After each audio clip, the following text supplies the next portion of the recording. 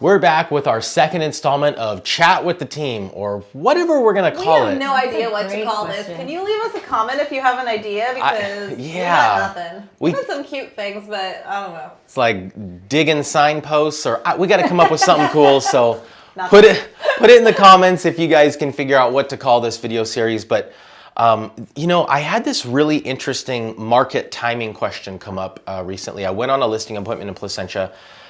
Traditional sellers, they've been their original owners for quite some time, and they said, when is the best time to sell? And gosh, that answer's so different now. Isn't that weird? It's like, think back to like 2011, 2012, 2013, and it was like, let's sell in the spring when kids are getting out of school. That was even the answer. More of a traditional market. That was a traditional market. Just before COVID, that was the answer. But right now, it's like... Now. Sell now. Whenever is now. Go tomorrow. Yeah, we need to get on the market now. Well, with inventory being so low, you never know when that might shift. So to not have competition is the best time, right? Yeah, that's a really tough question. So how did they feel about that answer? How did they feel about you telling them, well, right now? It sounds like a salesperson I know, answer, right? But so I was wondering how they... When I said that, so if y'all know me, I'm not a very pushy salesperson, so I had to say, okay, I'm going to tell you right now, but I can't say that unequivocally. What is best for you? And so they did say that, best for them is going to be Q1 of 2023, where I was like, oh boy, that, a lot can change between now and 2023. So ultimately it kind of ended up with, hey, I'll keep tabs on the market. And if you guys, something changes. Yeah, something changes. If I get the feeling that interest rates are going to go up too high and change the market, then I'll let you know. Otherwise, we'll kind of plan on Q4 of 2022 to start preparing. My sister called me the other day with almost opposite question, when's the best time to buy? She had been talking to an agent somewhere else. Out of state? Out of state, that I actually referred her to. We should talk about that. But she felt like she got a salesperson's answer of right now, but she was looking to me for the real, and I was like, no, really, because we know interest rates are going to go up. They've already, the Fed said so that. So even out of state. Right. So anywhere before those rates go up, really is now, right? Right. Because it might be competitive, but when the rates go up, your affordability goes out the window. So yeah, that's tricky. I guess everyone's situation is going to be different, but. And why did they say that Q1 2023 would be better than So they have a wedding that they have to do in December of this year, and they are going to be moving to Texas. Dude, everybody! Didn't you say you had one buyer last year because everybody moved out of state? Out of everybody I helped, and it was not saying this in a bragging way, but it was my best year yet in real estate, and I helped one buyer. All of yours were listings. Everything else was listings. Moving out of state. And so there's a lot of tying up loose ends. We got to get out of state. There's a lot to do, but we need to talk through how our business works when people move out of state, because we want to assist people right from the start to the end. And we don't just want to kick you out of California and wave goodbye. Well, okay, so today is the last day of January, and already I've had 3 past clients of mine that have reached out for referrals. What states? So they are looking out of state. They own a house now. They own homes here, and these are actually not people who are moving. These are all people who are looking for investment properties. Oh, wow. Yeah, one is kind of maybe it'll be hers in the future. She wants to be prepared if she decides she wants to be out of California, but for now it'll be a rental property. Like it. So she was in Oklahoma, so I got her connected with somebody in Tulsa. We had, Dallas, Austin, a couple of them were multiple locations, Vegas, North Carolina, and Denver.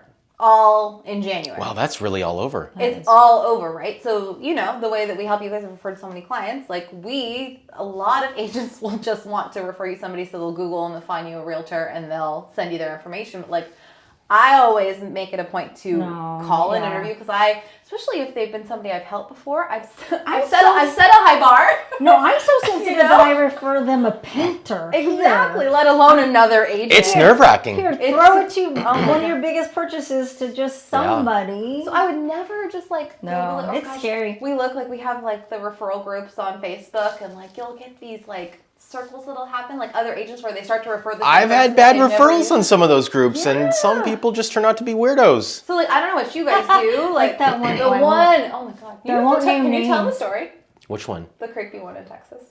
Oh, yeah. Should we not tell them? I'm kind of in a transaction with them right now, so maybe not. Maybe we'll save that. What about the one that I got in Utah? And then I went to I vetted her, and then I went to the Facebook page, and I'm like, oh, Oh, those pictures you were sending us, and we were like, oh, she has like raves. Which cool, do you? Yeah, but like for my clients' needs, those specific clients purchasing in that area of Utah, maybe not. Yeah.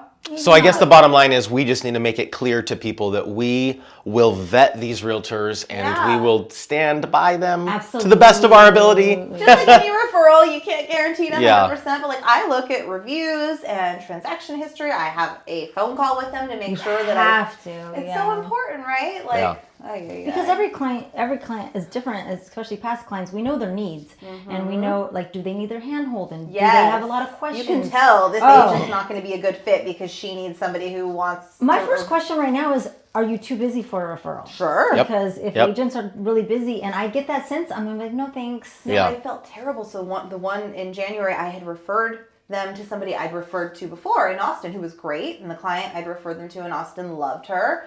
Well, this time I was like, oh, she was great, so I referred them again. And my old client texted me a week later and was like, she's not really getting back to me. I was like, oh my God, I hate that. No, now you're responsible. Now I'm responsible. I was able to get her connected with somebody else, and that was the question I asked. Are you too busy? Because it was funny because the new person was actually in the same office as the old person and was like, oh, she's great, but she is slammed. So like that made me feel better. That's actually a good idea. Like try to find their office manager or someone that they work with who can give you a sense that they can take on. Because it's important. We're putting our name behind somebody. That's important too. So is there any state that we don't help in? I don't think so, right? No, I mean we've even helped in like Mexico before, right? Oh yes, I have. I did have a referral. It was an investment property they needed to sell. Yeah, down in the peninsula. Sweet.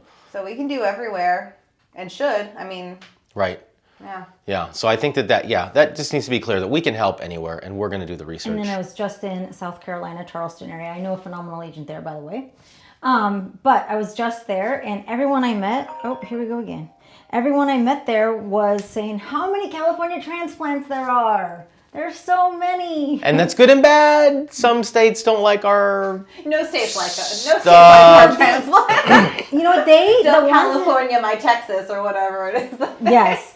And everyone we met was really sweet about it. They just it's a slower southern lifestyle. So don't come there and bring like to change it. Yes. Yeah. Come there to embrace it and be part of it. Don't come there to change it. And they welcome you with open arms. Because I'm telling you, we ended up having like dinner conversations with a 7-year-old and a 26-year-old and they were all very kind, very sweet, no judgment from California whatsoever. But that was their one thing, like come here and embrace it. Don't change it. I think a lot of people are moving out of the state because of that state's viewpoints or politics, and so they're not going to bring our California there. We hope. I don't know. Yeah. But anyways, not to digress into politics.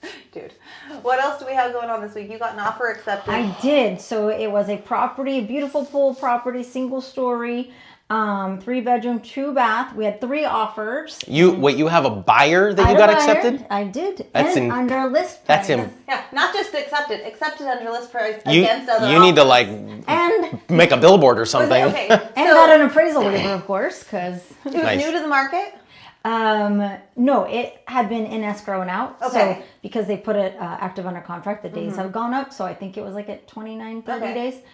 But under list, see, people always gravitate to list price as if list price is done well.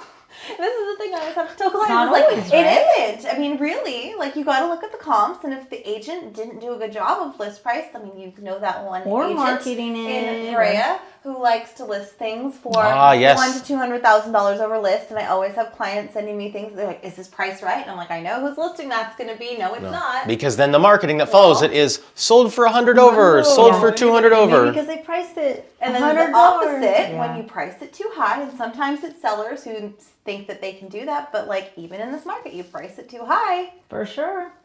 And I like how we do it. Right at market value and let the market decide. Yeah. And that has never done us wrong. Totally. Absolutely. And so when you have clients who are like, oh, what do you think about offering against list price? I'm like, well, let me see what they did with list price first. I can't answer that question until I've looked at comps. I mean, despite the market, I still look at comps and send it to my clients. Absolutely. Yeah, every single time. Yeah, absolutely. So even though the market's crazy. Speaking of list price, we have a $2 million house to go see in Corona right now. I'm so excited. Yeah, we just filmed Pasadena. We're doing our February. comparison series. And gosh, these properties are so different. So we just did Pasadena, and now we got to go get over. We're gonna go see a really cool 7 acres, 7.5 acre private.